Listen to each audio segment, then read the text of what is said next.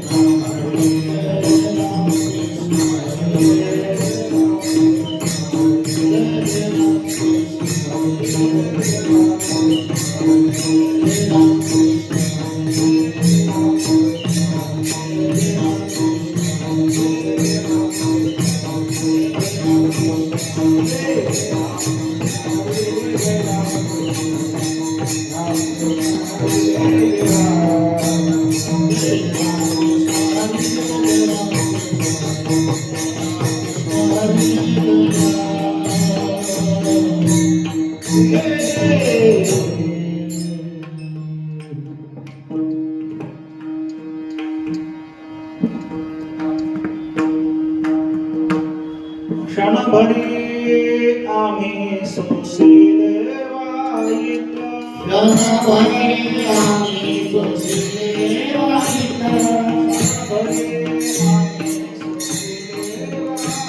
क्षणभरी आम्ही सुशील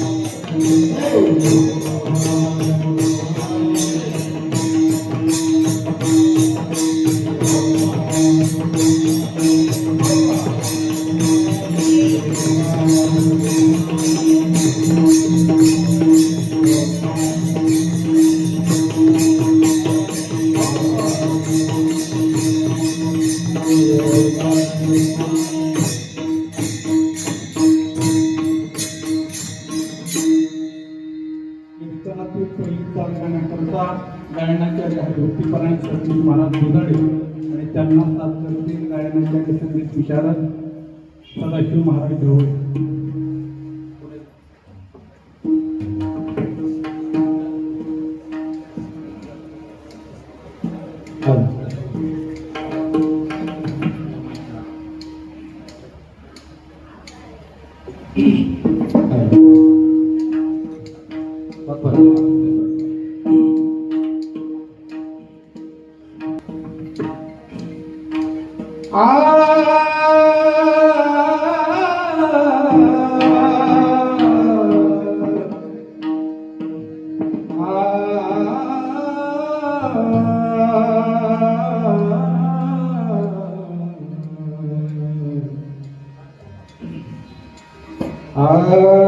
क्षणभरी आम्ही सुशीले बाई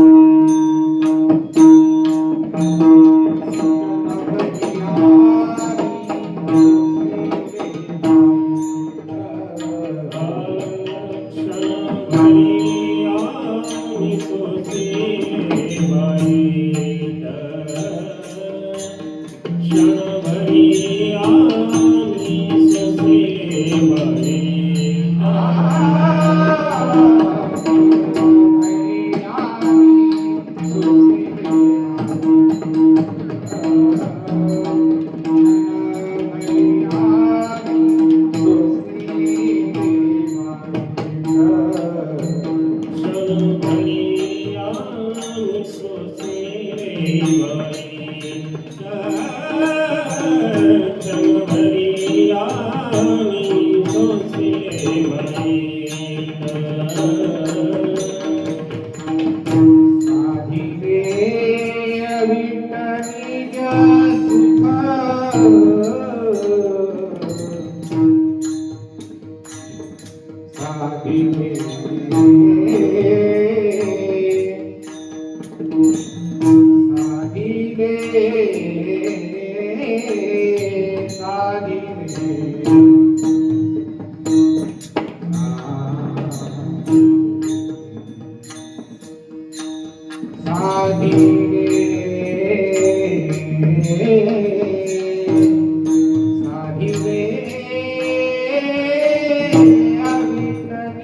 सुख साधिले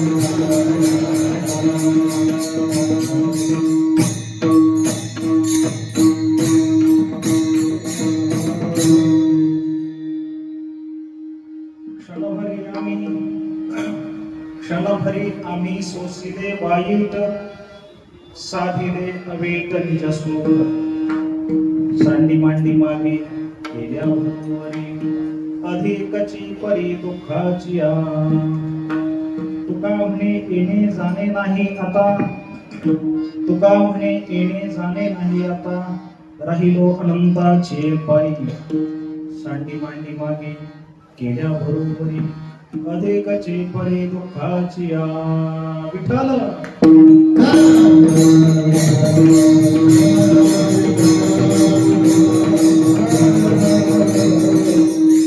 क्षणभरी आम्ही सोसिले वाईट साधिले अवीट निजसूत सांडी मांडी मागे गेल्या बरोबरी अधिकची परी दुःखाची प्राप्त स्थळी प्रस्तुत प्रसंगी भगवान खंडेरायांच्या या प्रासादिक प्रांगणात आपणा सर्वांच्या उपस्थितीने हरिभक्तीपरायण वैकुंठवासी श्रीयुत विठ्ठल खंडू फलके अर्थात फलके गुरुजींच्या द्वितीय पुण्यस्मरणाच्या निमित्तानं त्या फलके परिवाराच्या द्वारा एक दिवसाच्या रिनाम महोत्सवाचं आयोजन केले. त्याकरिता म्हणून आपण सर्वजण इथं उपस्थित आहोत. संकल्पित वेळेत गुरुजींच्या प्रित्यर्थ त्यांच्या स्मृतीला अभिवादन करत हे वाक्पुष्प परमात्म्याच्या चरणी समर्पित करण्याकरिता सेवेसाठी निवडलेला अभंग जगद्गुरु श्री तुकोबारायांचा 3 चरणाचा हा अभंग आहे. आणि या अभंगातून महाराजांनी आपला पारमार्थिक प्रवास पूर्ण झाल्यानंतर जो काही सुरुवात पासून तर समारोपापर्यंतचा प्रवास त्याच्यात आलेल्या अनुभवाचं इथं अनुवाद संक्षेपण आपल्या पुढे ठेवलेला आहे.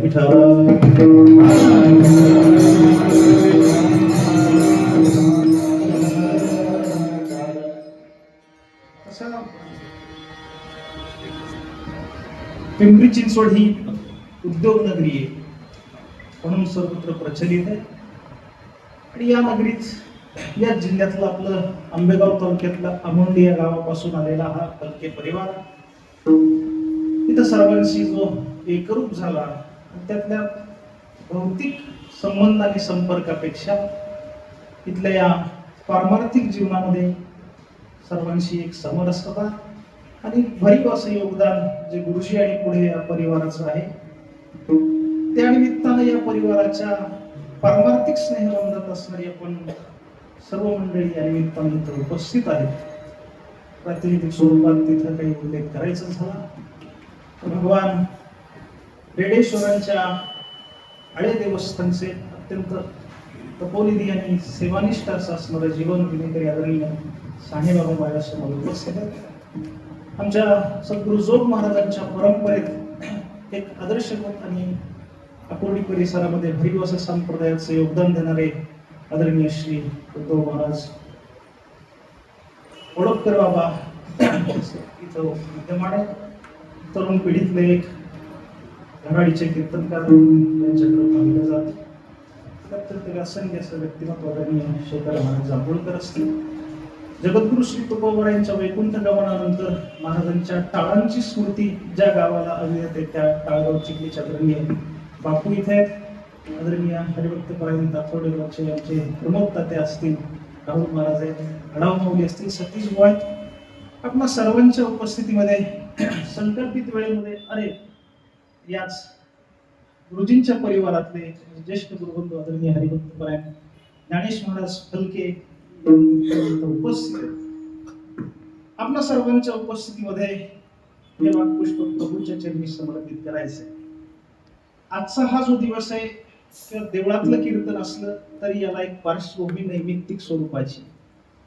भारतीय तत्वज्ञानाचा जेव्हा आपण स्थूलमानाने विचार करू ना तेव्हा या तत्वज्ञानाने जगाला अनेकविध गोष्टी जरी दिलेल्या असल्या तरी प्रामुख्याने 3 गोष्टी अत्यंत महत्वाच्या आहेत की जे भारतीय सोडतात इतरांनी त्याचा विचार फारसा आपल्या तत्वज्ञानात केलेला दिसत नाही. त्या 3 गोष्टी अशा आहेत. पहिलं आहे ज्ञान, दुसरं आहे कर्म आणि तिसरी आहे उपासना.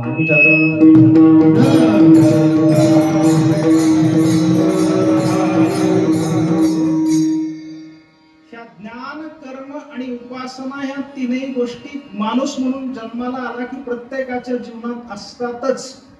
आता त्यात ज्ञान आणि उपासनेच्या संबंधाने आपल्या बोलण्याचा मुद्दा आहे. त्यात फारसा वेळ घालवण्यापेक्षा त्या दोन्ही गोष्टी मी फक्त संक्षेपाने बाजूला ठेवू. आपण माणूस म्हणून जन्माला आल्यानंतर जीवनात काहीतरी जाणून घ्यावंच ही जी अंतःकरणातली लालसा आहे हा ज्ञानाचा विचार आहे. व्यक्ती परत्वे त्याचं क्षेत्र भिन्न असेल, त्याची रुची भिन्न असेल, पण जगभरात जे काही घडतं ते मला कळालंच पाहिजे ही जी अंतःकरणातली धडपड असते ना हा ज्ञानाचा विचार आहे. म्हणजे पूर्वी वर्तमानपत्र घरी यायची आपण वाचायचो ते जवळपास इतिहास जमा झाला.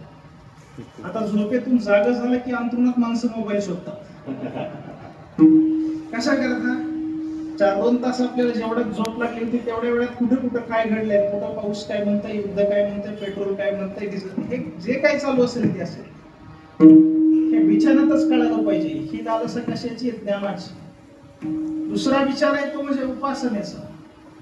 कितीही बुद्धिवादी माणूस असला तरी या जगात कुठेतरी त्याची श्रद्धा असतेच, कुठेतरी तो माथा टेकवत असतो, कोणाला तरी तो हात जोडतच असतो. ज्ञानोबराय सांगतात देखे मनुष्य जात सकळ हे स्वभावताची भजन असेल त्याचा विस्तार करत नाही, त्यात आपलं तात्पर्य नाही. पण प्रत्येक माणूस या जगात कोणाची तरी उपासना करतोच. हे ज्ञान आणि उपासना झाल्यानंतर तिसरा मुद्दा मी मागे ठेवलाय, तो आहे कर्माचा. जोपर्यंत हे शरीर आहे तोपर्यंत शरीर आणि कर्म यांची ताटातूट कुठल्याही क्षणाला होत नाही. अनेक वेळेला आपण असं बोलता बोलता सहज म्हणतो, काय चाललंय, निवांत आहे. खरंच तपशील असेल तर निवांत असतो का? कधी एखादा माणूस असा दावा करेल, या क्षणाला मी खरंच निवांत आहे, तोंडानं काही बोलत नाही, कानावरही माझ्या काही पडत नाही, डोळ्याने मी काही पाहत नाही, हातानं काही उठाठेव झाली नाही, पायानं कुठं चाललेलं नाही, मी निवांत बसलोय, मी काहीच करत नाही, हे सुद्धा एक प्रकारे करणंच आहे. नीट लक्ष द्या, निवांत बसलोय, बसणे व्याकरण दृष्ट्या क्रियापद आहे.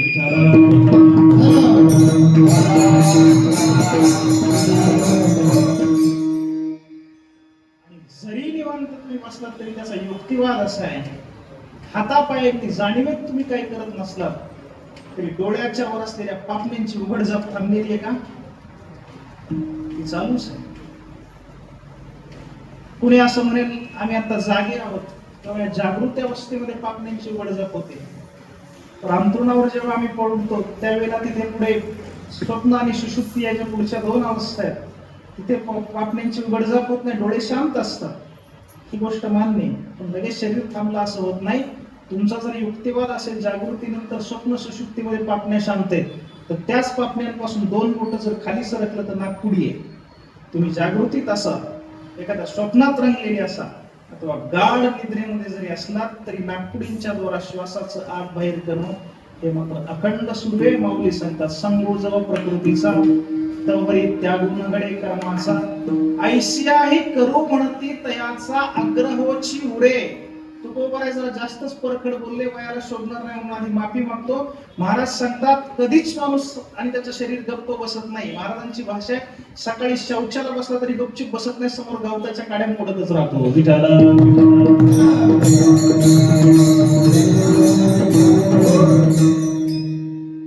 यातला असा आहे, प्रत्येक क्षणाला शरीर आणि कर्म यांचं नित्य तादाद. शरीर आणि कर्म एकमेकाला सोडून राहू शकत नाही. मग माणूस म्हणून जन्माला आलेल्या जीवानं आपल्या जीवनात काय कर्म करावीत आणि काय करू नयेत याचा एक निर्वाळा भारतीय कर्मशास्त्राने जगापुढे ठेवला. आणि जी कर्म जीवनात न करण्याजोगी आहेत अशा कर्मांच्या विभागाला म्हटलं गेलं निषिद्ध कर्म. जी कर्म प्रसंग विशेषी आवर्जून करण्याकरता म्हणून सांगितली अशा कर्मांना म्हटलं गेलं विहित कर्म.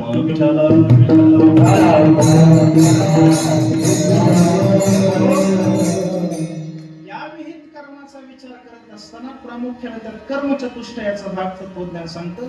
नित्य, नैमित्तिक, काम्य आणि प्रायश्चित्त. एकेका वाक्यात जीवनातली याची उपयोजिता सांगायची झाली तर आपलं अंतःकरण शुद्ध व्हावं यासाठी जीवनात काही नित्य कर्म असावी. त्यापासून दुसरं काही मिळवायचं नसतं, फक्त अंतःकरणाची शुद्धी आणि समाधान एवढंच. आपले वेगवेगळ्या देवदेवता आणि आपले पितर संतुष्ट व्हावेत यासाठी जीवनात काही नैमित्तिक कर्म. माणसाचं जीवन जगायचंय, त्या जीवनामध्ये काही भोगांची आवश्यकता वाटत असेल, काही श्रीमंती हवी असेल, एखादं काम पूर्ण करायचं असेल तर ती कामना अंतःकरणात ठेवून त्याच्या पूर्तते करता जे केलं जातं त्याला काम्य कर्म म्हणतात. पूर्वीच्या काळात यज्ञ व्हायची, एखादं काहीतरी आपलं धोरण समोर ठेवून. आता यज्ञांचा काळ राहिला नाही, पण आपल्या अवतीभोवतीच्या काही सत्यनारायणाच्या महापूजा घडतात. हे कर्म कुठले? ते काम्य कर्म. शेवटचा भाग आहे तो म्हणजे प्रायश्चित्त कर्माचा. कळत न कळत आपल्याकडून जीवनात काही चुका घडल्या, दोष घडले तर त्याच्या क्षालना करता मग अधून मधून कधीतरी प्रायश्चित्त कर्माचा विचार आहे. याला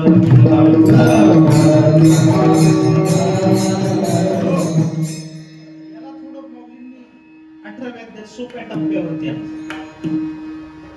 जी कर्म जीवनात दररोज करायची त्याला नित्य कर्म म्हणायचं, जी कधीतरी करायची त्याला नैमित्तिक. आता ती कधीतरी करायची म्हणजे तुमच्या इच्छा पण तुमच्या सवडीवर असं नसतं.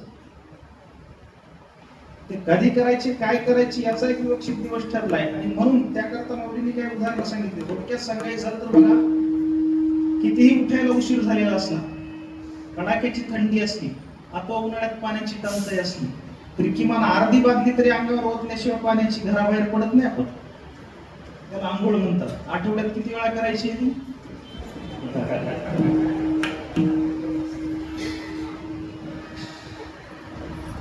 माणूस दररोज आंघोळ करतो. थोडं दुरुस्त करू माझा आपण. शहाणा माणूस दररोज आंघोळ करतो असं रोज करण्याची गोष्ट. आंघोळीनंतर घरात असलेले देवघरात देवाची पूजा. एकादशीचा दिवस आहे, श्रावण महिना आहे, प्रसन्नपणे परवा दिवशी उठला त्या देवाची धूपदीप नैवेद्यानं पूजा झाली. पुढच्या पूजेला परत पुढची एकादशीची वाट पाहत असाल तर ते देवघर घरात नसलेलं कधी चांगलं आपल्यासाठी म्हणून देवासाठी. देवाची पूजा रोज करायची. पूजेला घेतलेलं पाणी कुठेही टाकून चालत नाही, ते कुठे समर्पित करावं. गावाकडे असेल तर अंगणामध्ये, इथं बाल्कनीची तारची जागा आहे, तिथं छोटीशी आपली तुळस असेल त्या तुळशीमध्ये ते पाणी समर्पित करायचं. आता हे देवपूजा, तुळशी प्रदक्षिणा, त्या गोष्टी दिवसभरात कधी करण्याच्या गोष्टी आहेत? सकाळी करण्याच्या गोष्टी. कोणाची सकाळ तर आता किती वाजता सुरू होईल त्याच्याशी आपल्याला काही घेणं नाही. पण घड्याळानुसार तुमचं वेळापत्रक कसं जरी असलं तरी त्याला अर्थ नाही. प्राकृतिक दृष्ट्या सकाळ झाली हे कशावरून सिद्ध होतं? पूर्व क्षितिजावरती सूर्याचा उदय झाला याला म्हणायचं सकाळ झाली. पण उजाडलेला सूर्य आहे तिथंच राहत नाही, तो कुठे सरकतो? तो पश्चिमेकडे जातो. 10-12 तासांच्या नंतर एका क्षणात तो दिशेनासा होतो. आपण म्हणतो मावळला. मावळलेला कायमचाच मावळलाय का? नाही.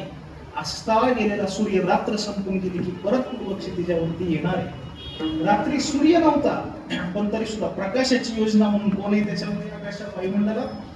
चंद्र आहे. चंद्र हे विशिष्ट वेळेला उगवतो, विशिष्ट वेळेला मावळतो. हे सगळं घडतंय. आता जो सूर्य उगवल्यानंतर सकाळी आपण आंघोळ करतो, देवपूजा करतो, ते पाणी तुळशीला समर्पित करतो. संध्याकाळी त्या तुळशीला हळदी कुंकू पुसतो, अगरबत्ती ओवाळतो. त्या तुळशीचं सुद्धा लग्न लावलं जातं. वर्षभरात किती वेळा? एकदाच. आता आषाढात का श्रावणात? काही समजून नाही. कार्तिक शुद्ध द्वादशी ते पौर्णिमा तेवढ्या 3 दिवसात कधीतरी. सकाळ झाल्यानंतर म्हणजे सूर्य उगवला की सकाळ झाली समज, मावळला की संध्याकाळ झाली. तीच गत चंद्राची.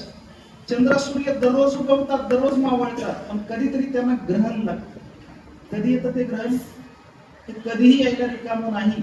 कधीतरी एखाद्या अमावस्येला अथवा पौर्णिमेला असतील तिथी सोडून येणार नाही ते.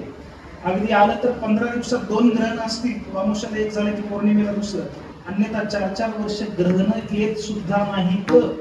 आता ऐका, हे सगळं जे धावतं सांगितलं त्याचं पटकन आपण 2 गटात वर्गीकरण करू. आंघोळ दररोज का कधीतरी? दररोज. देवाची पूजा दररोज. तुळशी प्रदक्षिणा दररोज. चंद्र आणि सूर्याचं उगवणं मावळणं दररोज. पण तुळशीचा विवाह चंद्र आणि सूर्याला ग्रहण हे कधीतरीच. दररोज असणाऱ्या गोष्टी आंघोळीसारख्या, देवपूजेसारख्या त्यांना म्हणायचं नित्य. चंद्रग्रहण, सूर्यग्रहण, तुळशी विवाह अशा गोष्टी नामण्याचं नैमित्तिक. माझी परिभाषा आहे. 18व्या अध्यायात माऊलींनी सगळी उदाहरणं आपल्याला दिली आहेत.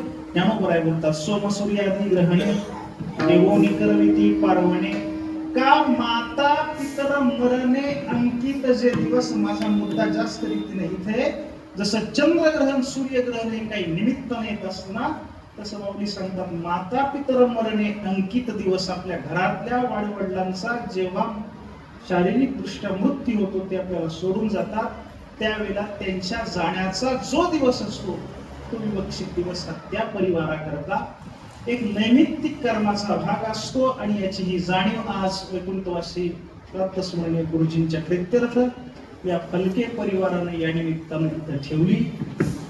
आणि त्या जाणीवेतून 2 वर्षांच्या पूर्वी आजच्या तिथीला गुरुजींचं इकडून जाणं झालं. मागच्या वर्षी पहिलं पुण्यस्मरणही गुरुजींच्या प्रित्यर्थाचं संपन्न झालं. आज ह्या 2ऱ्या वर्षाच्या उत्सवाकरता इथं आपण सर्वजण या निमित्तानं उपस्थित आहोत. आपण सर्वजण गुरुजींच्या पारमार्थिक स्नेहबंधात असणारी माणसं आहेत. मी आपल्याला या निमित्तानं मगाशी सांगितलंच. हाच पारमार्थिक वसा आणि वारसा पुढं गुरुजींचं ते दिलेलं बाळकडू अत्यंत सक्षम आणि समर्थपणे चालवणारा हा परिवार. त्यामध्ये गुरुजींचे 2ही सुपुत्र असतील.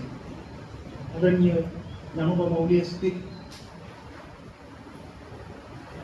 प्रातस्मरणीय वैकुंठवासी पांडुरंग बाबा वैद्य, जो सांप्रदायिक मधून महाराष्ट्रभराला ज्या आळंदीनं दिला त्याची जी मुहूर्त वेळ पूर्वज वैद्यबाबांनी रोवली, त्या वैद्यबाबांच्या छत्रछायेमध्ये असणाऱ्या काही विद्यार्थी मंडळींच्या पैकी गुरुजींचे ज्येष्ठ सुपुत्र आदरणीय मौली महाराज असतील, त्याच पद्धतीने इथं आपल्या सर्वांच्या समोर आणि आदरणीय आढावांच्या माध्यमातून गेल्या 5-7 वर्षापासून त्यांचा माझा अतिवासा स्नेहबंध असे अर्जुन महाराज फलके या परिसरामध्ये आपला उद्योग आणि व्यवसाय सांभाळत वारकरी कीर्तनकाराची भूमिका या परिसरामध्ये अत्यंत सक्षमपणे राबवतात.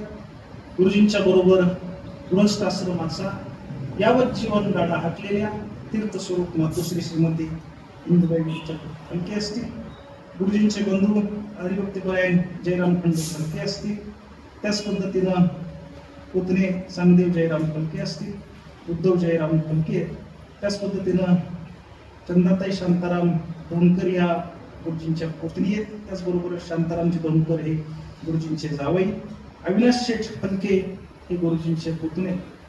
आणि पुढे ज्या तिसऱ्या पिढीचा विचार करायचा झाला तर निसर्गाचा नियम असा आहे, एकानंतर मध्ये दुसरी पण तिसऱ्याची चमक जरा विशेष असते, म्हणून आजोबाची छाप ही नातवावरती जरा जास्त असते मुलापेक्षा. त्या निमित्तानं पुढे जे गुरुजींचे नातू आहेत त्यामध्ये वेद महाराज फलके आणि कृष्ण अर्जुन फलके या दोन्हींपैकी सद्गुरु जोग महाराजांच्या छत्रछायेमध्ये आपल्या आजोबांचा वसा आणि हा वारसा पुढे चालवण्याकरता आमच्या वारकरी शिक्षण संस्थेमध्ये अध्ययनाचा प्रारंभ वेद महाराजांनी केला. त्यांच्या पुढच्या या पारमार्थिक वाटचालीला आपणा सर्वांच्या एक सद्भावना त्यांच्या पाठीशी आपण या निमित्तानं ठेवूयात. फलके गुरुजी असं आपण त्यांना म्हणतो. मग ते हल्ली तसा व्यवहारामध्ये आपल्या गुरुजी शब्द दुर्मिळ होत चालले,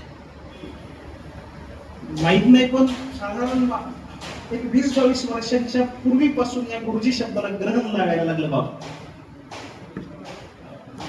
गुरु आणि पुढे आदरार्थी जी असं ते होत, पण उच्च कनिष्ठ महाविद्यालयातून पुढे उच्च महाविद्यालय, त्याच पद्धतीनं माध्यमिक शाळांमध्ये जेव्हा गुरुजींची जागा सर या शब्दाने घेतली, तेच हल्लीच्या प्राथमिक शिक्षकांपासून तर त्या अंगणवाडीतल्या बाईला आता ती बाई म्हणून वाटत नाही विद्यार्थ्यांना, तो शब्द तिथे आला. पण अत्यंत आदरार्थी असं संबोधन पूर्वीच्या काळात हे गुरुजी असायचं. पारमार्थिक योगदान तर गुरुजींचं या निमित्तानं आहेच, पण फक्त मला या अनुषंगाने हेही बोलू द्या, काय जेव्हा एखादं राष्ट्र निर्माण होतं ना, तर त्या राष्ट्र निर्मितीची एक प्रक्रिया आहे. त्या क्लिष्टतेत आता जायचं नाही, पण एक माणूस म्हणजे एक व्यक्ती, असे काही व्यक्ती एकत्र येतात आणि त्यातून एक कुटुंब आकाराला येतं. एकटंच कुटुंब कुठंतरी उजाड माळावर जीवन जगते असं शक्यतो होत नाही. त्या कुटुंबालाही अन्य कुटुंबांच्या आधाराची गरज पडते. अशी अनेक कुटुंब एकत्र येतात आणि एकमेकाच्या आधाराने राहतात, त्याला एक समाज असं म्हणतात. व्यक्ती, कुटुंब आणि समाज हे 3 टप्पे राष्ट्राच्या अंतर्गत येणारे, पण ह्या तिघांनाही घडवण्याची एक अत्यंत महत्वाची जबाबदारी 4थ्या क्षेत्रावरती आहे, त्याचं नाव आहे शिक्षण. ज्या देशामध्ये या शिक्षणाचा प्रचार प्रसार आणि प्रगती जिथं झाली नाही, जगाच्या तुलनेत ती राष्ट्र अप्रगत म्हणून आजही मागे आहेत.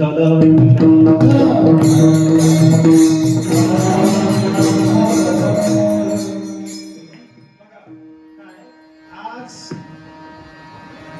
काळ असा आहे, कोणी कोणाला मांडणं म्हणणार फार दुर्मिळ झालं. शहरातलं मला माहित नाही, पण खेडेगावात बापू माझं बाजूपण गेलं, तिथे कुठलाही निर्णय जर घ्यायचा असला, एखादी मोठी जमिनीची खरेदी विक्री असू द्या अथवा घरातल्या मुलीचं लग्न असू द्यात, त्या संबंधीचा सल्ला ते सगळं गावातल्या गुरुजीला विचारायचं.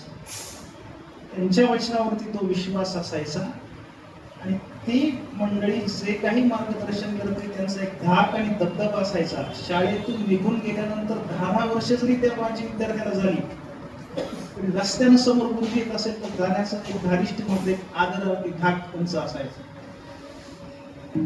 गुरुजींच्या वचनावरती विश्वास किती असायचा आपल्या सर्वांना ज्ञात आहे. फक्त एक आठवलं म्हणून सांगू का, काही दिवसांच्या पूर्वी जागतिक कीर्तीचे गणितज्ञ जयंत नारळीकर आपल्यातून गेले. नारळीकरांनी गणिताचे अनेकविध सिद्धांत जगाला दिलेत, नुसते महाराष्ट्राला किंवा भारताला नाही, जगाला दिलेत. एकदा ते त्यांच्या मुलीला घरी एक गणित समजावून सांगत होते अभ्यास घेत असताना.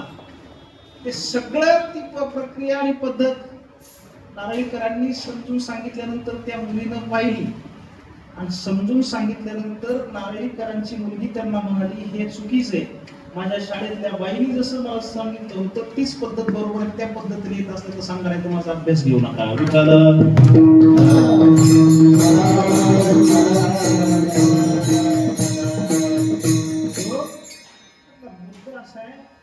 राष्ट्र घडवण्यामध्ये सर्वात महत्वाचं योगदान कोणत्या क्षेत्राचं असेल तर ते योगदान या शिक्षकांचं पहिल्या क्षणापासून या क्षणापर्यंत राहिलेलं आहे. कदाचित माझ्या बोलण्याला पुढच्या विधानाला तुम्ही सहमत असेल नसेल मला माहित नाही, पण तरी धारिष्ट क्षमा मागून मी सांगू का, एखाद्या क्षेत्रातला दुसरा माणूस एखाद्या वेळेला चुकीचा जर गळ्यात पडला तर फारसं काही बिघडत नाही. घर बांधताना चुकीचा बांधतो गेला तर काहीतरी करता येईल, दुसऱ्या दिवशी त्याला सांगता येईल येऊ नको, ते पाडून टाकता येईल, दुसरं बांधता येईल. एखाद्या वेळेला एखाद्या डॉक्टरचा उपचार चुकला तर दुसऱ्याकडे जाऊन काहीतरी कदाचित मी म्हणतो दुरुस्त करता येईल. दुसऱ्यांचाच कशाला बोलून आपल्यात घेऊन एखाद्या वेळेला महाराज जरी चुकीचा मिळाला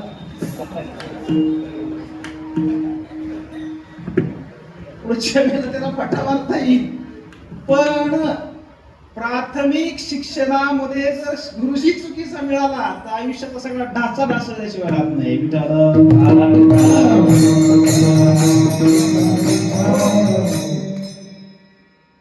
पण या महाराष्ट्राचं सद्भाग्य आपले असे की जी गुरुजींची पिढी होती ना, त्या पिढीमध्ये असणाऱ्या लोकांनी अत्यंत जीव तोडून काम केलं शिक्षण क्षेत्रात, अत्यंत जीव तोडून. फक्त शाळेतले ते 6 किंवा 8 तास भरणं एवढं त्यांचं काम नसायचं. त्याच्या व्यतिरिक्त सुद्धा विद्यार्थ्याच्या खाजगी आयुष्यातले प्रत्येक निर्णय गुरुजींनी घेतले आणि त्याकरता गुरुजी मंडळी उभी राहिली आणि त्यांनी हे राष्ट्र इथं घडवलंय. काय शिकलेली असायची ती माणसं? जिल्हा परिषदेच्या शाळेमध्ये बहुतेक वेळेला राहून मला 4थी उत्तीर्ण असणारा व्यक्ती हा भाऊ शिक्षक असायचा. त्यांच्या समूहामध्ये एखादा जर 7वी उत्तीर्ण असेल तर तो त्यांचा ज्येष्ठ म्हणून तो हेडमास्टर म्हणजे मुख्याध्यापक असायचा. 7वीच्या व्यतिरिक्त शक्यतो जिल्हा परिषदेला मागच्या 25 वर्षापर्यंत शिक्षक नव्हता. क्वचित एखाद दुसरा तिथून पुढे कोणी शिकलेला असेल तर तो थेट केंद्र प्रमुख किंवा त्याला तालुका मास्तर केलं जायचं. त्या 4थी उत्तीर्ण किंवा 7वी उत्तीर्ण शिक्षकांनी ज्या पिढ्या घडवलेल्या आहेत ना, या जुन्या माणसांना तुम्ही विचारा, विचारा, बापूंना विचारा, हे शाळेत कधी शिकलेले असतील 50-50 वर्षापूर्वीचे विद्यार्थी नुसतं पावकी निमकी असं काहीतरी थोडंसं काढून दे त्यांना, ते धडाधड पूर्ण करतात. शिकलेत कधी? तेव्हा.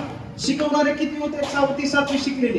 त्यांनी यांना शिकवलंय ते 50 वर्षानंतर आज तिथे आज 4-4 विषयातले पदवीधर आपले बांधव शिक्षक आहेत. सकाळी काय शिकवलंय संध्याकाळी विद्यार्थ्याच्या लक्षात येत नाही, म्हणून एक ट्युशनचं सगळं फावले आपल्यावरती होते. म्हणून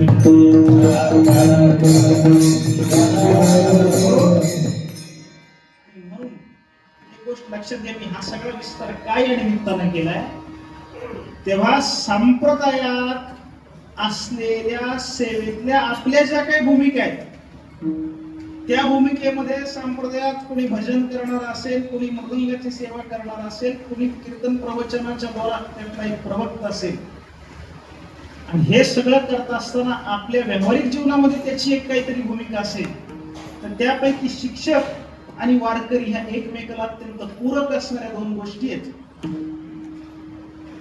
आपण एखादी गोष्ट सांगितल्यानंतर 4 माणसं आपलं ऐकतात, आपल्या शब्दाला मान देतात, तर मग तो दिलेला मान आणि या सर्वांनी जर एका छत्रात कुठेतरी यायचं असेल तर ज्ञानेश्वर महाराज तुकोबरायांच्या प्रणित असणाऱ्या वारकरी पंथाच्या छत्रछायेत आणावं हा आपला पूर्णतया अधिकाराचा अवलंब या पिंपरी चिंचवडच्या परिसरामध्ये केला. तो एकोणवासी फलके गुरुजींनी सर्वांना एकत्र आणलं. हे एकत्र आणून मग प्राधिकरणातलं गजानन महाराजांचं मंदिर असेल, ज्या प्रांगणामध्ये आपण इथं उपस्थित आहोत, या भगवान खंडेरायांचा दरबार असेल, आकुर्डी आणि हा चिंचोटा सगळा परिसर असेल, इथं जवळपास 60 वर्षांपेक्षा अधिक काळची सेवा या सर्व मंडळींना एकत्र घेऊन काकडा, हरिपाठ, कीर्तन या सगळ्या गोष्टी इथं त्यांनी करून दिल्या. आणि म्हणून या शहरामध्ये वारकरी संप्रदायामध्ये योगदान देणारी घडवणारी जी काही माणसे त्यांचा इतिहासात नोंद घ्यायची झाली तर गुरुजींच्या शिवाय ती पूर्ण होणार नाही.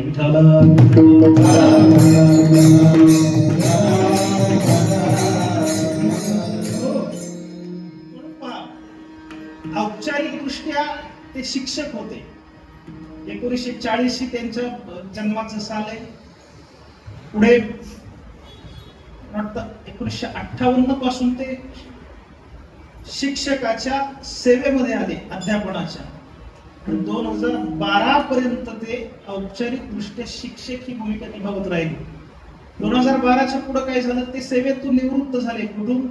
शाळेतल्या शिक्षक या भूमिकेतून निवृत्त झाले असले तरी संप्रदायातली लोक शिक्षकाची भूमिका ही अखेरच्या श्वासापर्यंत त्यांची सुरू राहिली. विठ्ठल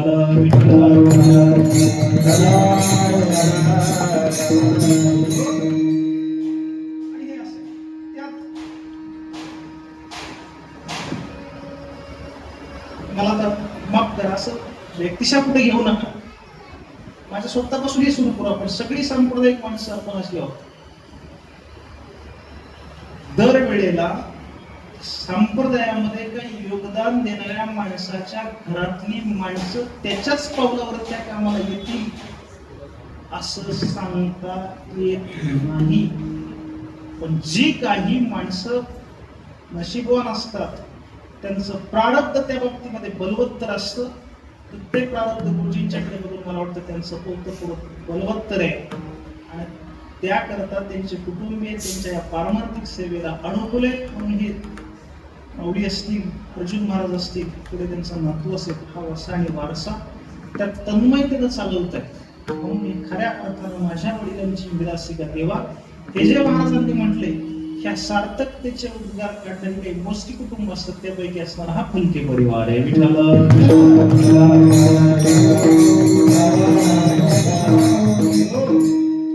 हे बघा, व्यावहारिक जीवन जगायचंय तर ते म्हणजे प्रापंचिक जीवन शक्यतो काय शिकवावं लागत नाही. कसं जगा काय आपापल्या परीने प्रत्येकाचा संसार इथं सुरूच. हा प्रपंच या जगात सर्वांचा सुरी म्हणत असताना केवळ माणसापुरतच मी बोलतोय असं नाही. मानवा व्यतिरिक्त इतरही जे जीवजंतू आहेत ह्या प्रत्येकाचा इथं संसार सुरूच आहे. कारण संसाराच्या व्याख्या जर पाहायच्या झाल्या तर आपल्याकडे आद्य शंकराचार्यांनी केलेली व्याख्या आहे. पुनरपि जननम पुनरपि मरणम पुनरपि जननी जठरे शयनम. पुन्हा पुन्हा जन्माला यायचं, पुन्हा पुन्हा मरायचं. काय म्हणायचं याला? आचार्य म्हणतात ह्य संसारे खलु दुस्सारे. हा संसार आहे.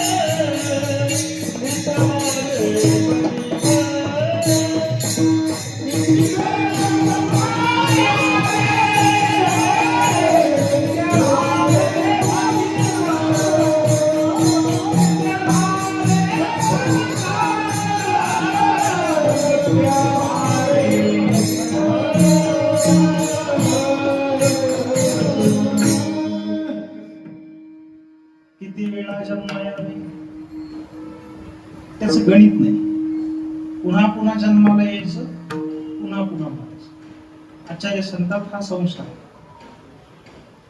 ज्ञानोबा आहेत तोच धागा पकडतात आणि त्यात एक गोष्ट त्याच्यामध्ये थोडीशी वाढवतात.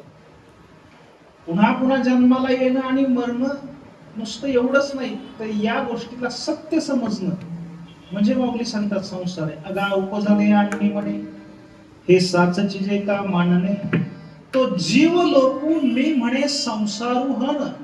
पुन्हा पुन्हा जन्माला येणं आणि मरणं याला सत्य समजणं याला संसार म्हणतात. तुकोबरांनी आणखी एक पाऊल पुढे टाकलं आणि महाराज सांगतात बाह्य दृष्ट्या कितीही सर्वसंग परित्यागाचा वेश परिधान केलेला असला, पण जोपर्यंत देह तादात्म्य गेलं नाही तोवरी अवघे संसारी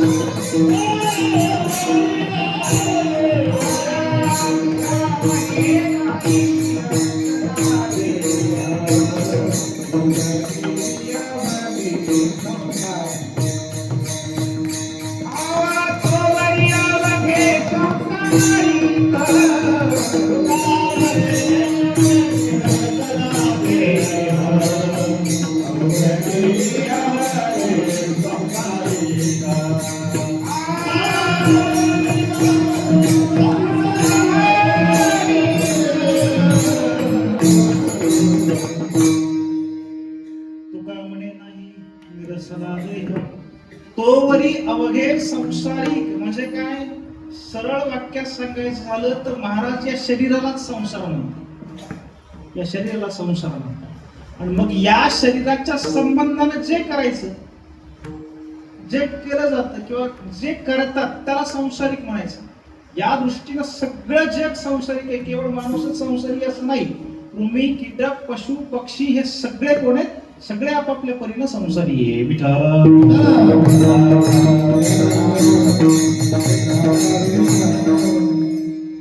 हा संसार, हा संसार असा आहे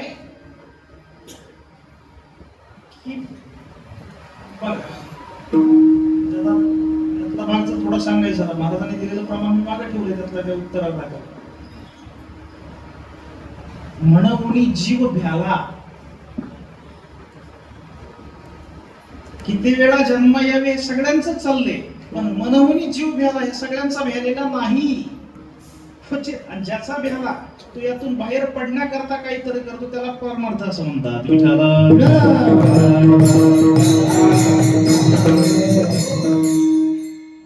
ते बघा, आता ह्या दोन गोष्टी पुढे आल्या. एक आहे प्रपंच, तो सगळ्यांचाच आहे मी सांगितलं. दुसरा आहे पारमार्थ. पारमार्थ काही जगात सर्वांचा नाही, सर्व लोक पारमार्थिक नाही.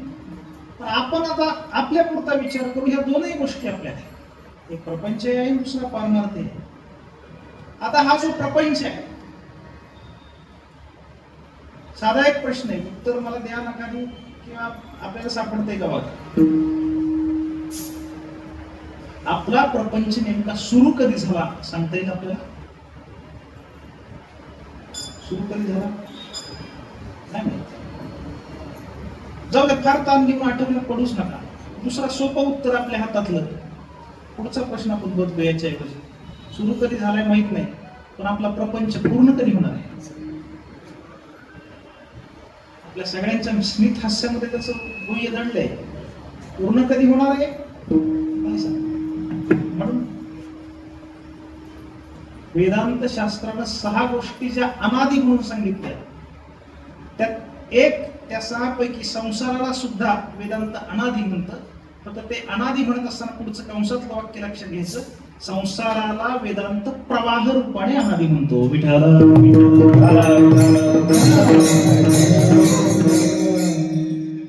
रूपाने अनादि म्हणजे एकाची जागा दुसरा, दुसऱ्याची जागा तिसरा घेतो. म्हणजे एखादी नदी आहे, वाहतीये, आपल्या डोळ्यासमोर जे पाणी आहे ते आपण तिथंच उभे राहतो, पण पाणी तिथंच आहे का?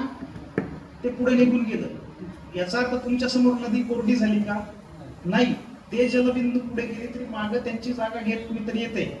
ते आता सगळं यांत्रिकीकरण आलं, मलाही ते आठवत नाही किंवा आमच्या पिढीनं नाही पाहिलं, पण पूर्वीच्या काळात बाबा तुमच्या लहानपणी ते रहाट गाडगं होतं असं म्हणतात. ते आता चित्रामध्ये फक्त दाखवलं. ते पाणी जर काढायचं असलं तर त्याला ती काही ते भांडी किंवा ती मडकी बांधलेली असते. जेव्हा एक पाण्यात असायचं तेव्हा दुसरं बाहेर असायचं. हा प्रवाह रूपाने अनादि आहे. वेळेत मला फार आठवलंय, आता गणेश मला जाणावर होतं म्हणून सांगू देते.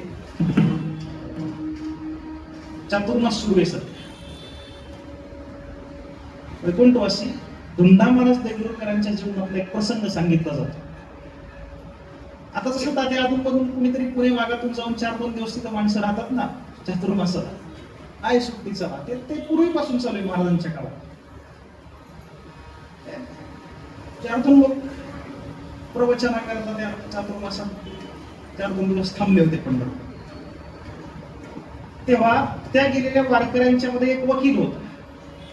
तो महाराजांची ती ज्ञानेश्वरी ऐकायला तिथे गेला मठामध्ये.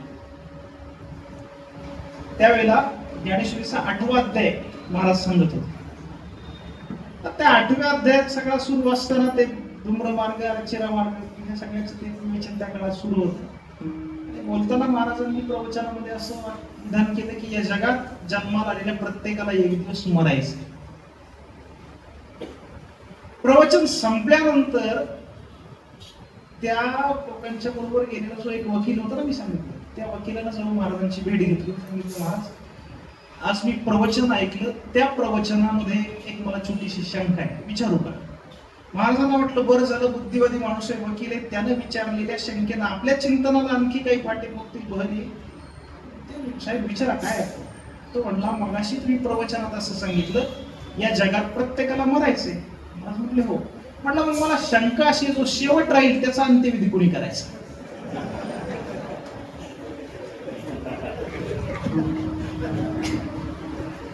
ते म्हटले काय भ्रमणीला झालं महाराजांसाठी, वकील माणूस काय लहान मुलासारखा प्रश्न विचारतात. ते म्हणजे उद्या सांग, या उद्या प्रवचनात सांगतो म्हणजे सगळेच ऐकतील.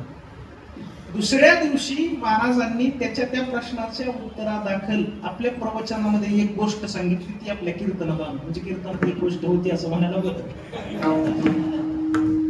ती गोष्ट त्यांनी अशी सांगितली, पूर्वीचा काळ आहे राजेशाहीचा.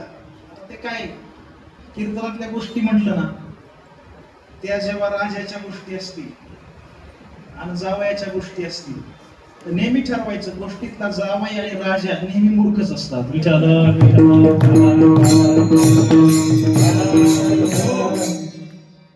तसं दत्तभाऊ तो राजा होता एक कुणीतरी, लहरी राजा. मनोरंजनाची साधनं त्यावेळेला मर्यादित होती ना, ते मीडियाला काय तर ते राजाने असा विचार केला, सगळे प्रकार करून झाले, गाणं ऐकून झालं, वादन ऐकून झालं, नाचणं पाहून झालं, सगळं झालं. करमणुकी करता कुणीतरी आपल्याला काही गोष्ट सांगितली पाहिजे. तो म्हणला, गोष्टी अनेकांनी आजपर्यंत सांगितल्या, पण अशी गोष्ट प्रधानमंत्र्यांनी सांगितलं, सांगा की मला इकडून कुणीतरी अशी गोष्ट सांगावी की ज्या गोष्टीला पूर्ण विराम नसला पाहिजे. पूर्ण विराम नसलेली गोष्ट सांगा. अशी जर गोष्ट सांगितली तर त्या सांगणाऱ्याला आपण 4 गावं इनाम म्हणून देऊ. अनेक जण आले, गोष्टी सांगायला लागले, पण एका क्षणाला गोष्ट संपायची. दिवसभरात 7-8 जणांच्या गोष्टी ऐकल्या. राजा वैतागला, मला फार वेळ वायाला चाललेला आहे, यात थोडी दुरुस्ती करा नियमामध्ये. काय करा, फुकट येतात आणि माझा वेळ घेऊन जातात असं नाही होणार. आता इथे नियमामध्ये दुरुस्ती अशी करा, गोष्ट न संपणारी गोष्ट जर सांगितली तर 4 गावं मिळतील, पण गोष्ट संपली तर सकाळपासून जसे लगेच उठून गेले तसं नाही जायचं, त्याने आठवडाभर तुरुंगात राहायचं. ठरलं. तरुण मंडळी काही कोणी पुढे यायला, पण तरी 4-2 जण 4 गावांच्या वारसेनं आले. अनेकांनी प्रयत्न केले, पण एकाच क्षणाला गोष्ट संपायचीच. शेवटी राजा एकटाच बसला, कोणीच गोष्ट सांगायला येणार, कारण तुरुंगात कोण जाणार. गावोगाव फिरणारा कोणीतरी एक जण होता पंतस्थ, त्यानं त्या नगरात आल्यानंतर ऐकलं असं आहे, तिथे राजानं पण ठेवलाय. तो गेला आणि प्रधानजीला भेटला. म्हटलं मला तुमच्या राजाला गोष्ट सांगायची न संपणार. प्रधानजी म्हटले जा तिकडच्या तिकडं, आधीच काम कमी उठा, मला तू काय वाढवतोय पुन्हा. तुरुंग भरलाय, त्यांना सकाळ संध्याकाळ खानपाणी सगळी व्यवस्था करायला लागते. त्यानं सांगितलं एक संधी द्या.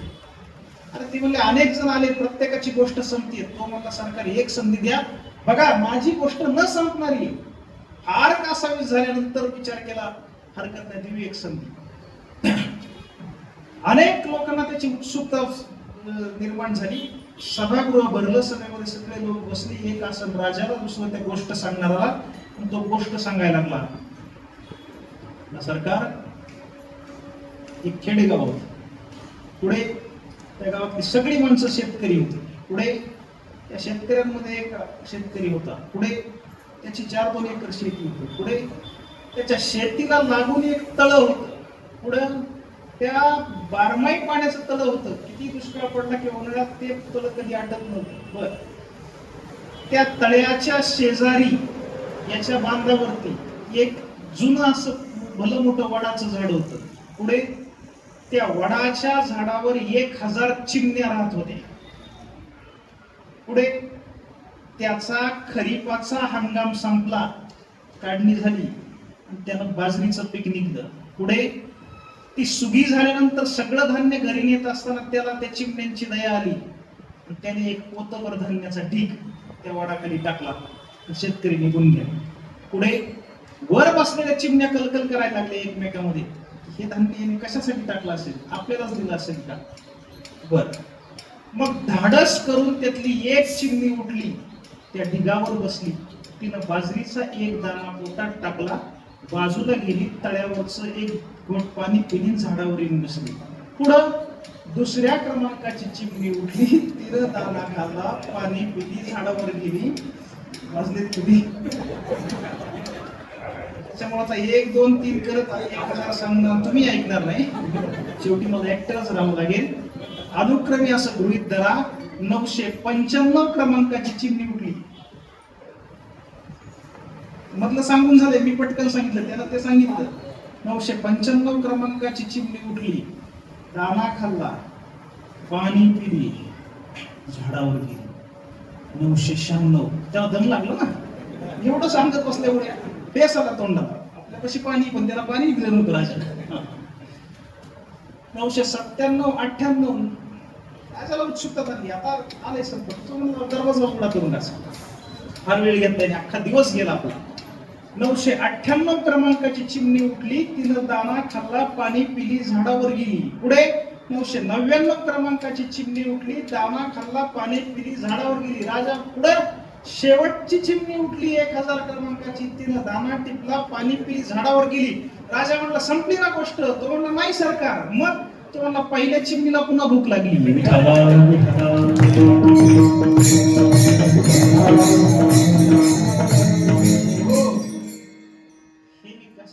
सांगितलं, हा प्रवाह रूपानं असा प्रपंच अनादी आहे. शेवटच्या माणसाचा अंत्यविधी कोणी करेल, आपण जाऊ याचा अर्थ जग बुडी होत नसते. आपली जागा कोणीतरी घेतं, कारण आपण येण्याच्या आधी आजोबा पंजोबाच्या जागा आपण घेतल्या.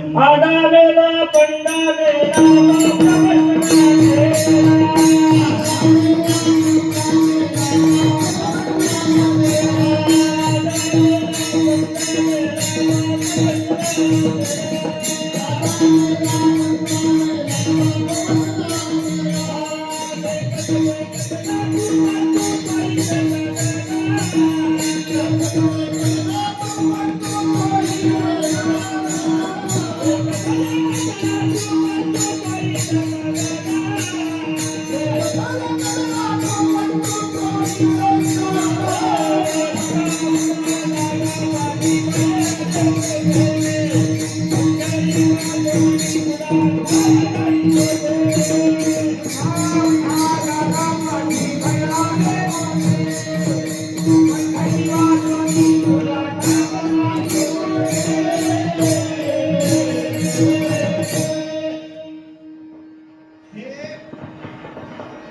एकाची जागा दुसऱ्यानं दुसऱ्याची जागा तिसऱ्यानं,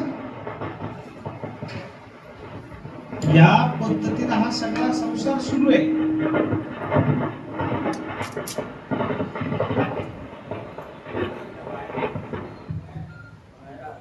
म्हणून ते मगाशी मी विधान केलं आपल्याला, प्रत्येक जण यातला तशा अर्थाने घाबरत नाही. म्हणून ते आता ती सगळी वचने देत नाही. ते लाजपै निर्मळा निसुगा गोड ज्ञानोबराय सांगतात. जो कोडगा आहे त्याला ते जन्म मरण हे प्रत्येक त्याला ते गोड लागतं. तर या सगळ्याची जेव्हा लाजीरवाणी गोष्ट होते, पाठी भय आले मोठे ज्याला वाटतं ना, तो मग याच्यातून बाहेर पडण्याकरता काहीतरी मार्ग स्वीकारतो. त्या स्वीकारणाऱ्या मार्गाला मग त्या प्रपंचाच्या जोडीला माणूस जोडत असतो, तो असतो परमार्थ. पारमार्थिक जीवनात आल्यानंतर त्या परमार्थानं प्रपंचावरती मात करायची असते, तो प्रपंच जिंकायचा असतो. हे परमार्थातलं उद्दिष्ट आहे. जिंकावा संसार येणे नावे तरी ईश्वर. हा संसार जिंकावा म्हणजे काय? ह्या देहावरती विजय प्राप्त करायचा. मी मगाशी सांगितलं, कारण संसाराची व्याख्या देह ही ठरवलं, त्यासाठी परमार्थात आलाय. पण परमार्थात आल्यानंतर या संसाराला जिंकण्याकरता जेव्हा साधनेला आपण प्रवृत्त होतो, तेव्हा तो साधनेचा रस्ता वाटतो तेवढा सुखकर आणि सोपा नाही. विठाल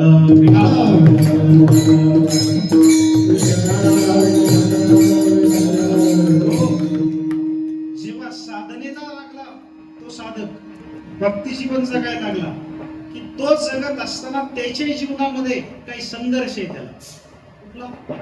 हा संघर्ष दोन पातळीवरच आहे, एक अंतर आणि दुसरा बाह्य. कोबऱ्यांची परिभाषा जर सांगायची झाली, रात्री दिवस हा महायुद्धाचा प्रसंग,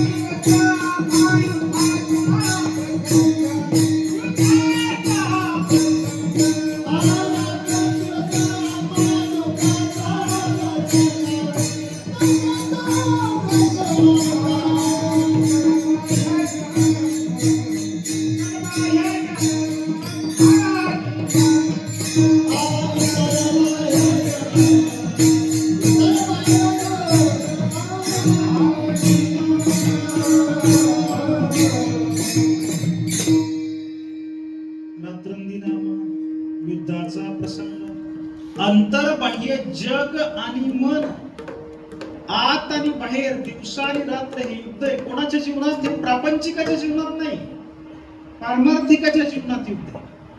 पारमार्थाला जेव्हा माणूस लागला की तो लागलेला असताना काही त्रास आहे त्याला. कुठला त्रास आहे? त्यानं पारमार्थिक साधना सुरू केली की तो जिथं राहतो तिथं अवतीभोवती काही माणसं त्याला छळत असतात. त्याच्या त्या साधनेची, पारमार्थिक सेवेची थट्टा उडवली जाते. करून भागला वगैरे वगैरे जे काही ते.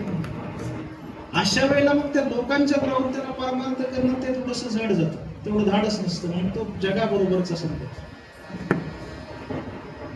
लोक जेव्हा पारमार्थिक जीवनाला आपल्या हसतात किंवा छळतात, तेव्हा त्याच्यावरचा मार्ग काढायचा झाला तर तसा काही अवघड नाही, सोपा आहे.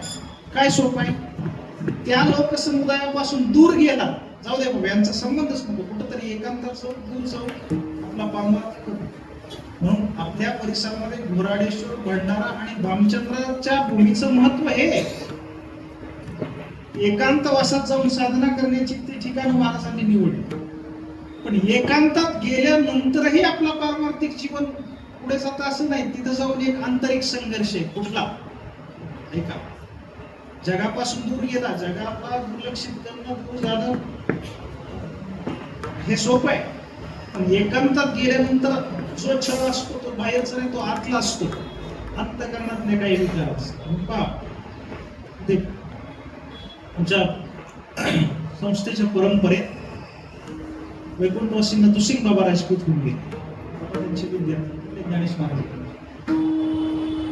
नतू बाबा असं म्हणायचे, गावामध्ये परमार्थ होत नाही म्हणून गाव सोडलं, डोंगरावर गेलं, तिथं राहून साधना करू म्हटलं. डोंगरावर जाऊन आसन टाकलं आणि डोळे मिटले ध्यान करण्याकरता. त्या मिटलेल्या डोळ्यापुढे नतुसिंग बाबा सांगायचे, अख्खी गावातली जत्रा उभी राहिली, विठाला विठाला.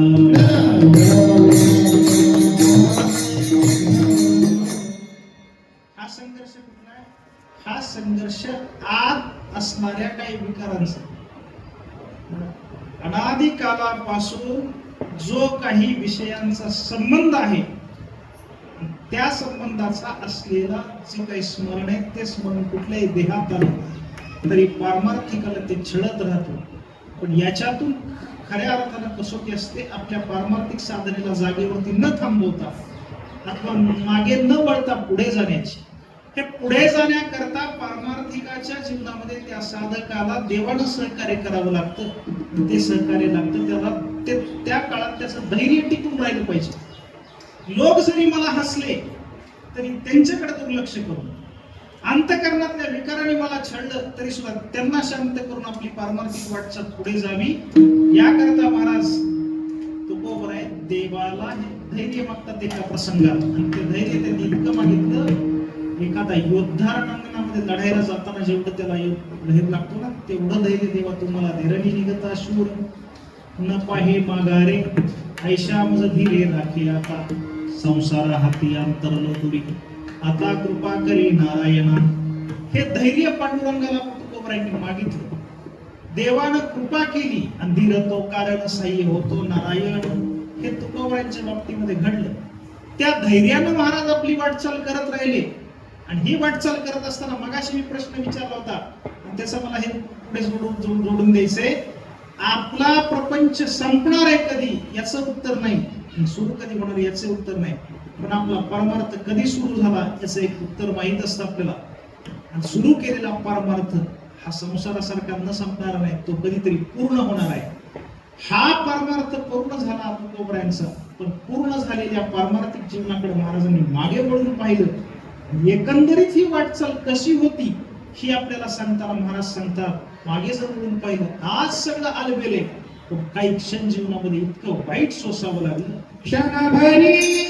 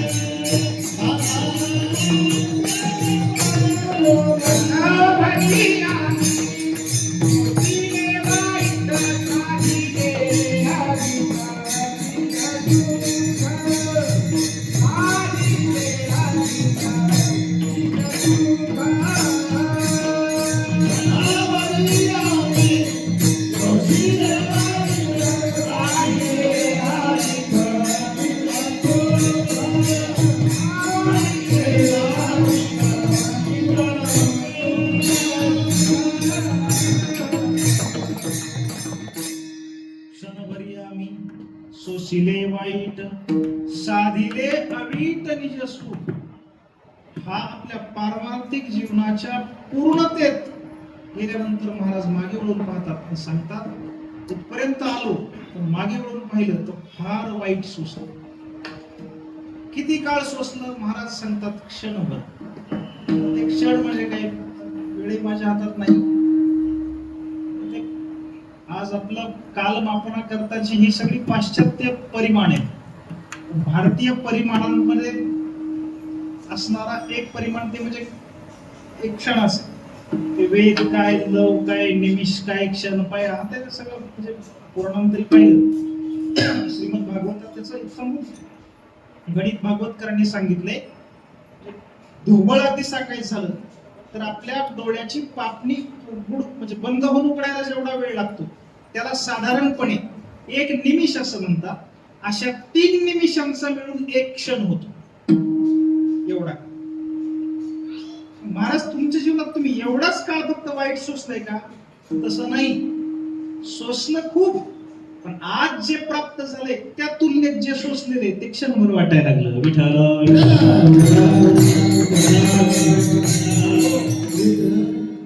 महाराजांनी सांगितलं क्षणभर वाईट सोसलं पण ते नेमकं काय सोसलं असेल त्याला जर थोडीशी दुसरी जोड द्यायची झाली ज्ञानेश्वरीच्या परिभाषेत तर काय काय सोसावं लागतं याचा एक भाग जर पाहायचा झाला तर 18व्या अध्यायात सात्विक सुखाला प्राप्त होणाऱ्या साधकाच्या जीवनात त्याला जे काही सहन करावं लागतं तिथं काही 2-4 उदाहरणं ज्ञानोबरांनी दिलेली आहेत.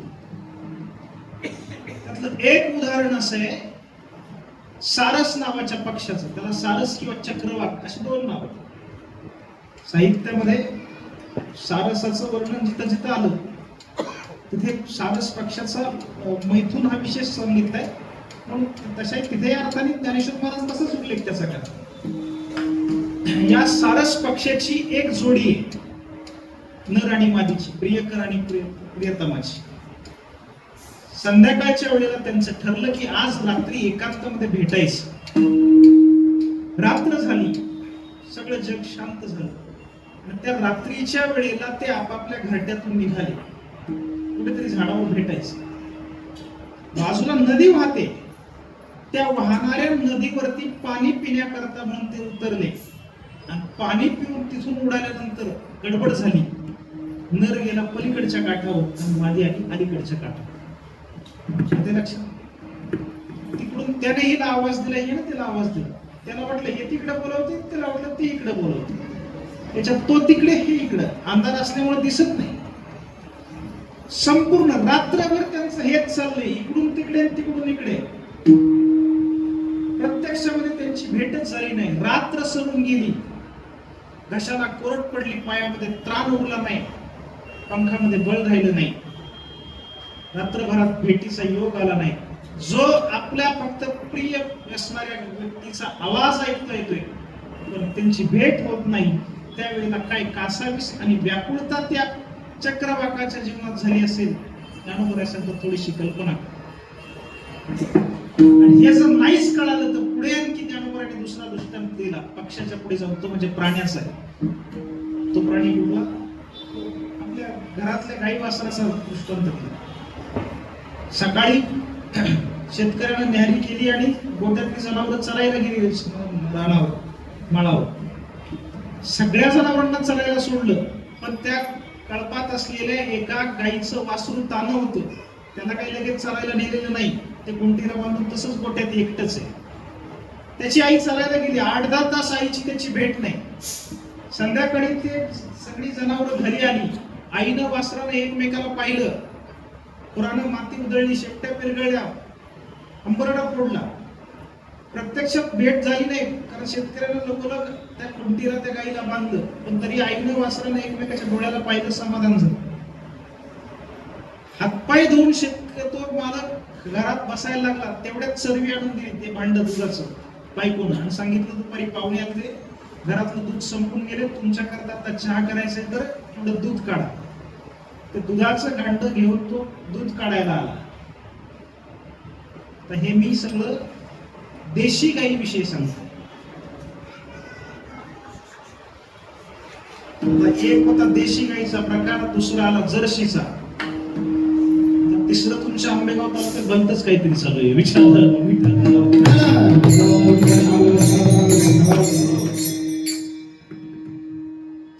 गावरान गाई ती तशी धार देणार नाही. मग त्या शेतकऱ्यानं काय केलं, वासराला सोडल्यानंतर आपल्या आईकडे घेऊन जातोय. वासरू बेहोश झालं, अतिआनंदात ते गाईजवळ गेलं. दृश्य पाहत ज्ञानोबरांनी कसं टिपलंय. त्या वासरानं फक्त आपली जीभ बाहेर काढली आणि ती जीभ गाईच्या सणाला लावली.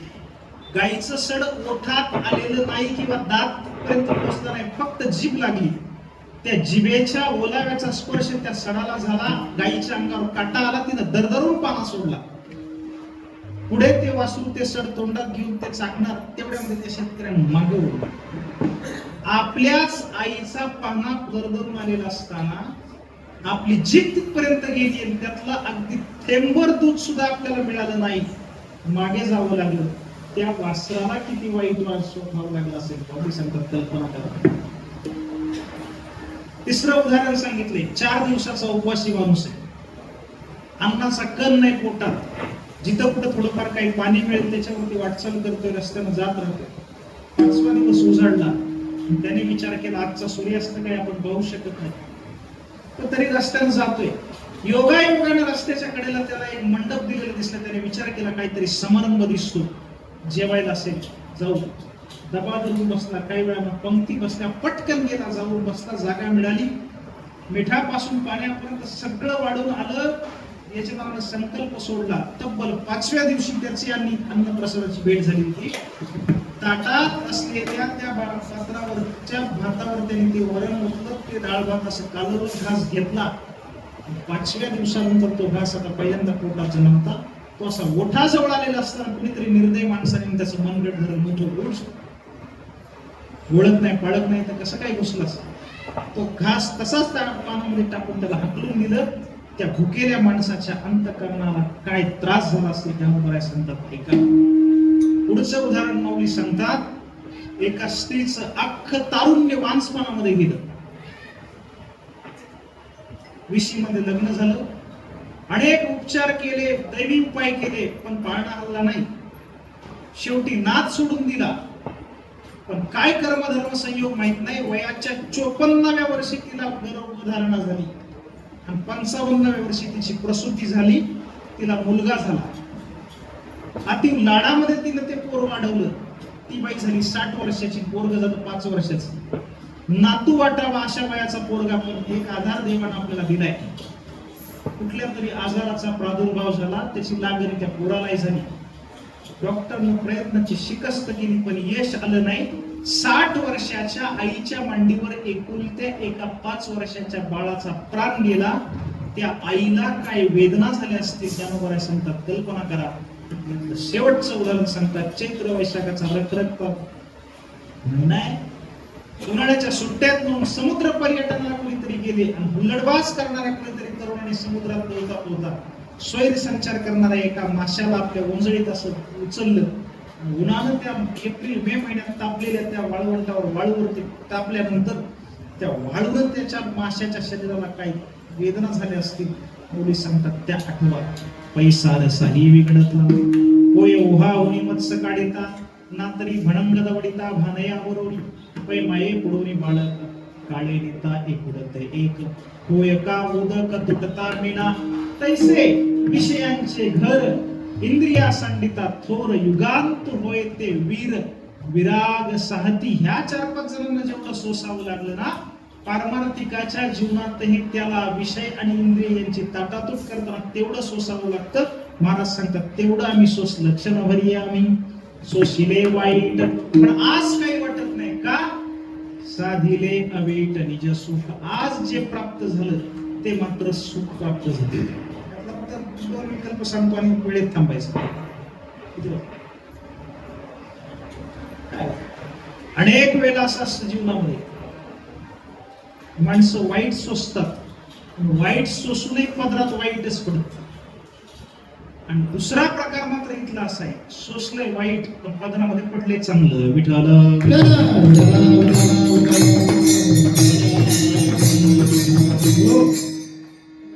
उदाहरण जर सांगायचं आता ते काळाच्या ओघात फारसं राहिलं नाही.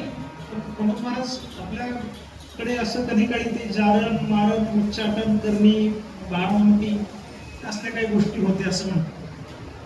त्याचे काही ते मंत्र असतात, त्याला त्याची एक ती साधना असते. तर ती साधना करायची झाली तर त्याची ती खडतर साधना असते. ज्या दिवशी ग्रहण असतं त्या काळात तुम्ही आळंदी पंढरपुरात तीर्थामध्ये या, ते पाण्यामध्ये बसून ते मंत्र उसळून घ्यावे लागतात त्यांना ग्रहणाच्या काळात. आता त्या कडाक्याच्या थंडीत रात्रीचं ग्रहण आलं तर पाण्यात उभं राहणं ते वेद काळापासून मोक्षापर्यंत किती सोसायचे? सोपं आहे का? ते वाईटच. हे इकडचं द्या किरकोळ सोडून काशीमध्ये वास्तव्य केलेल्या एका महात्म्यानं मला तिथला एक प्रकार सांगितला.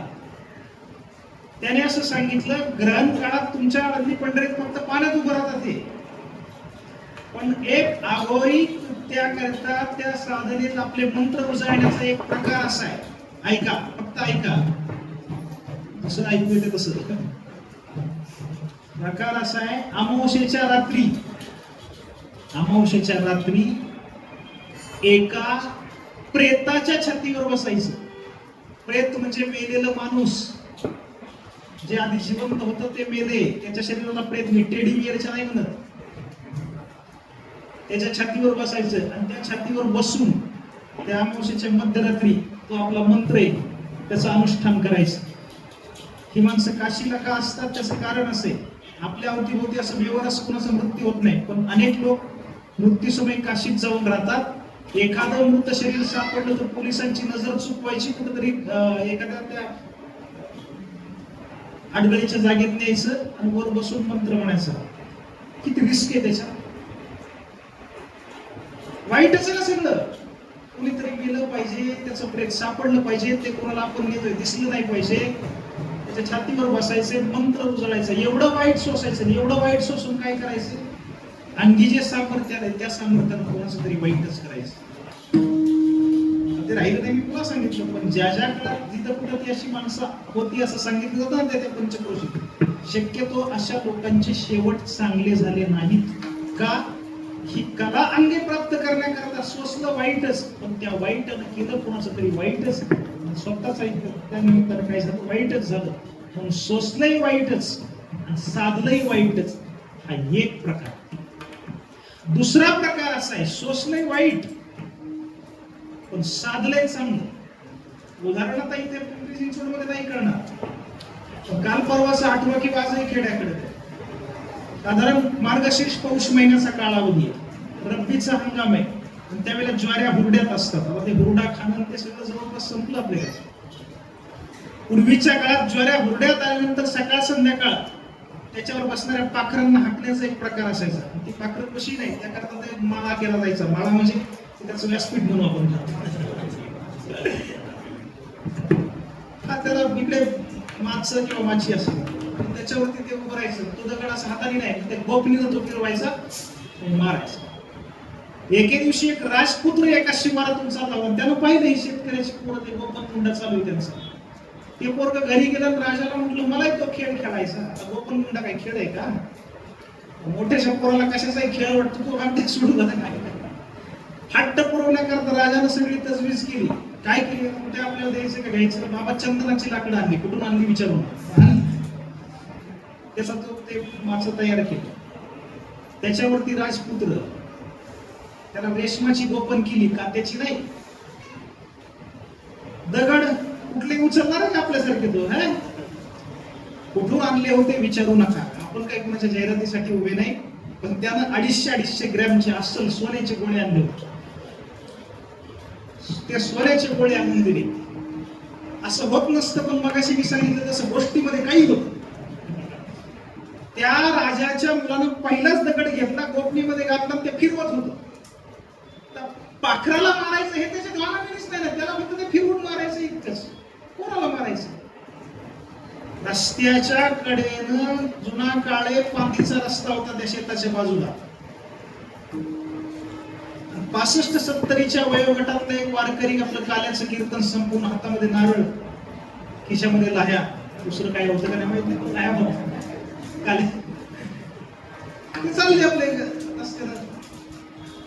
त्या वारकऱ्याला पाहिलं म्हाताऱ्या, त्या पोराला चेवाला. त्यानं ते गोपालाशी फिरवली आणि ती मारली. योगायोगानं गोपनीतून गेलेला तो गुंडा त्या बाबाच्या पाठीमध्ये पडला.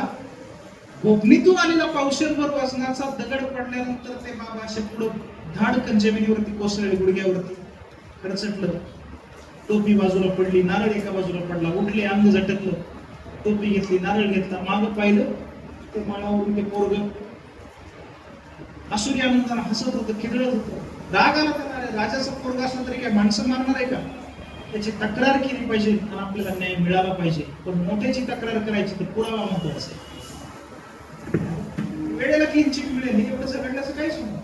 राजा म्हणून कुठे दगड? म्हणून बाबाने दगड शोधला. बाजूला पडलेला दगड हातात घेतला. थोडी शंका वाटली. कोपरीच्या खिशातून काढून चष्मा डोळ्यावरती लावला. दुसरा एक साधा दगड घेतला. दगडाला दगड घासताना बाबाच्या लक्षात आलं हा दगड अस्सल सोन्याचा आहे. प्रश्न माझा आता असा आहे, पटकन उत्तर द्या. आता बाबा तक्रार करायला जाईल काय? आता तक्रार करायला जाईल का? अजून एखादं येऊ दे. आता गोपनीचा दगड पाठीत पडणं चांगलं आहे का वाईट आहे? वाईट आहे. क्षणभरी आम्ही सोशिले वाईट. हातात पाहिल्यानंतर साधिले, हे जसं ना तसं महाराज सांगतात, साधिले अवीट निजसू. महाराज पण एवढं वाईट सोसण्याकरता या प्रपंचाबरोबर तुम्हाला संघर्ष करावा लागला. पण त्या देहेंद्रियांच्या बरोबर काही तडजोडीचा मार्ग नव्हता का? महाराज सांगत होता, पण तडजोडीनं यश आलं नाही. त्या तडजोडीनं उलट 15 मध्ये दुःखच पडायला लागलं.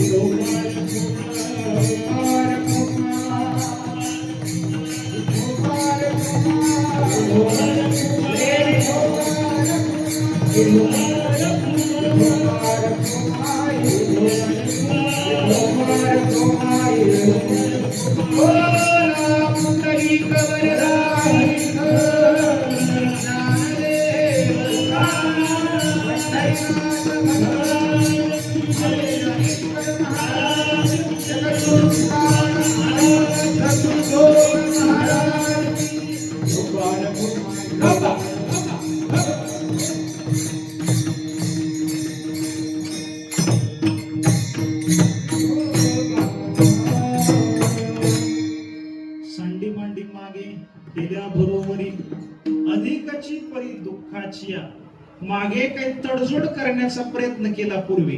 सांडी म्हणजे काही टाकलं, मांडी म्हणजे काही गेलं, पण अनुभव काय आला, अधिकची परी दुःखाची. मग लक्षात आलं नाथाने जे म्हटलं होतं, सांडी मांडी परते वासुदेव नाम. हेच खरं, शेवटी फक्त एक सगळं बाजूला टाकावं लागलं. का? सांडी मांडी मागे केल्या बरोबरी अधिकची परी दुःखाची. एवढं वाईट सोसून आज अशा स्थानाला प्राप्त झालं. म्हणजे नेमकं काय आपल्यामध्ये बदल झाला? महाराज सांगतात त्या परिच्छिन्न दशेतून आता व्यापकतेला प्राप्त झालो. आणि व्यापकतेला प्राप्त झाल्यामुळे जाणं आणि येणं ह्या क्रिया परिच्छिन्नात संभवतात, त्या आता व्यापकत्वात नाही, म्हणून ते येण्या जाण्याच्या पलीकडे आम्ही गेलो, ह्या व्यापक दशेला प्राप्त झालो. ती व्यापकता म्हणजे नेमकं काय, त्या स्थानाचा निर्देश शेवटच्या तुका म्हणी जाणी रही, तुका म्हणी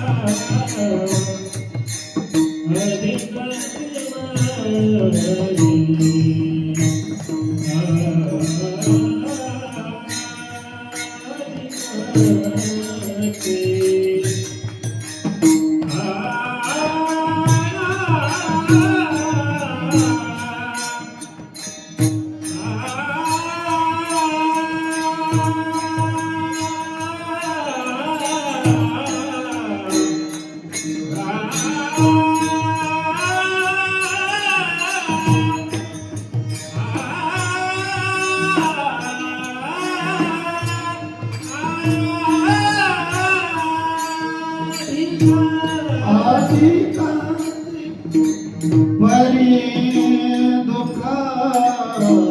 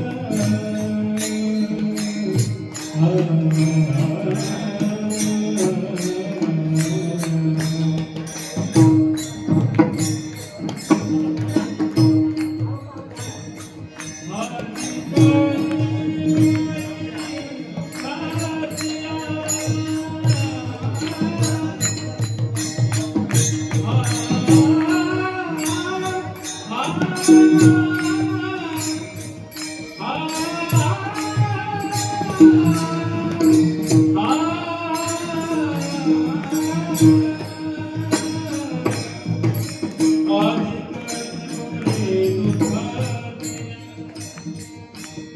अधिकाची परी अधिकाची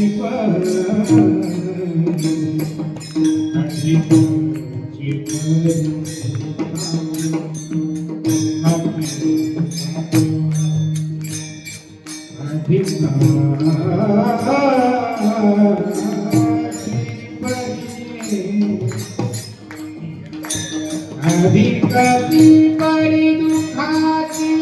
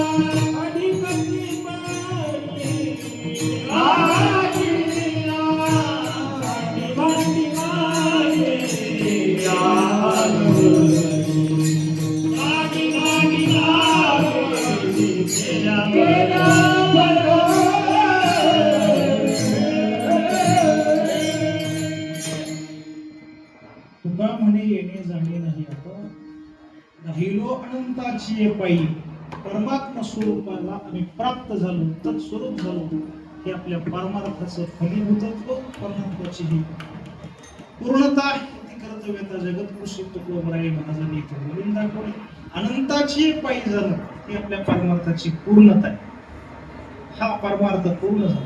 मागे खूप काही आम्ही वाईट सोसलं पण त्याचं आता काही वाटत नाही. का साधीलं अविट निजसुख. हे निजसुख कुठले? हे निजसुख आहे अनंताच्या चरणाजवळ आम्हाला स्थान मिळालं. इथून आता भौतिक संसारात कुठे येणं नाही आणि जाणं नाही. ह्या व्यापक दशेला इथं महाराज सांगतात आम्ही प्राप्त झालो. हाच म्हणून परमार्थाच्या कर्तव्यतेचा पूर्णतेचा अत्यंत सार्थ रीतीने कोणाच्या बाबतीमध्ये इथं लावावा. ज्यांच्या प्रित्यर्थ या ठिकाणी आपण सर्वजण उपस्थित आहोत. अशा प्राप्तस्मरणीय वैकुंठवासी श्री हलकी गुरुजींच्या बाबतीमध्ये हेच म्हणता येईल. आणि आपल्या जीवनाचं सार्थकता करत असताना गुरुजी सुद्धा तुकोबरायांच्या परिभाषेत हेच म्हणत असतील. तुका म्हणे येणे जाणे नाही आता राहिलो अनंताची ये पायी. आता यायचं जरी झालं तरी कर्माच्या अधीनतेनं नाही आमच्या इच्छेनं पुन्हा आम्ही इथे घेईन मी जन्म त्यासाठी देवा. का तुझी चरण सेवा साधावया. त्या चरणाच्या सेवेला होऊन घेतलेलं असं एक विभूतिमत्व आदरणीय श्री गुरुजी आणि गुरुजींच्या पश्चात आज या दुसऱ्या पुण्यस्मरणाच्या निमित्तानं अति श्रद्धेनं या फलके परिवारानं अर्जुन महाराजांनी आणि ज्ञानोबा महाराजांनी हा सगळा उत्सव इथे या निमित्तानं संपन्न केला. त्यांच्या या परिवाराच्या स्नेहबंधात असणारी आपण सर्व मंडळी या निमित्तानं इथं आपण सर्वजण उपस्थित आहोत. मगाशी उल्लेख केला त्या पद्धतीनं त्या पारमार्थिक परिघामध्ये येणारी सर्व पिढ्यातली सर्व मंडळी आदरणीय साने बाबांच्या पासून कुळपकर बाबा असतील, खंडू बापू मोरे असतील, या सर्व ज्येष्ठांच्याच बरोबरीने इथं तरुणांच्या मध्ये युवा कीर्तनकार आदरणीय प्रमुख महाराज पवार असतील, राहुलजी भालेकर असतील, सतीश महाराज गुजाडे, आदरणीय आढाव लागले, ती सर्व आपली सहकारी मंडळी परिसरातली ही सांप्रदायिक क्षेत्रातील सर्व मंडळी या निमित्ताने इथं उपस्थित असतानाच ज्या देवस्थानच्या प्रांगणात आपण इथं उपस्थित आहोत, देवस्थानचे अध्यक्ष आदरणीय श्री तानाजी अण्णा गावडोरांनी त्यांची सर्व सहकारी मंडळी असतील, पिंपरी चिंचवड महानगरपालिकेतले नगरसेवक आदरणीय शेखर भाऊ चिंचवडे, आमचे आदरणीय श्री दत्ताभाऊ चिंचवडे असतील, आपण सर्व मंडळी या निमित्ताने इथं उपस्थित आहात. आपल्या सर्वांच्या उपस्थितीमध्ये गुरुजींच्या स्मृतीला विनम्र असं अभिवादन करूयात.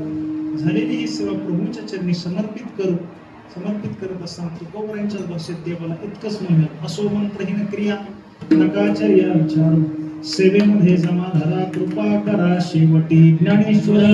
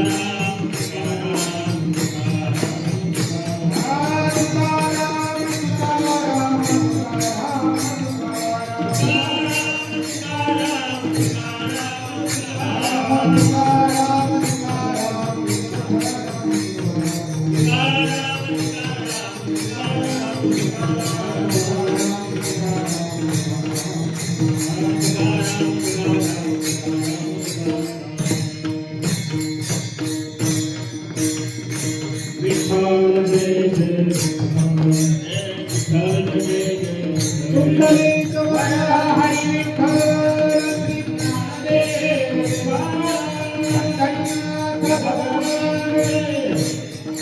जय जय विठ्ठल आहुरी जय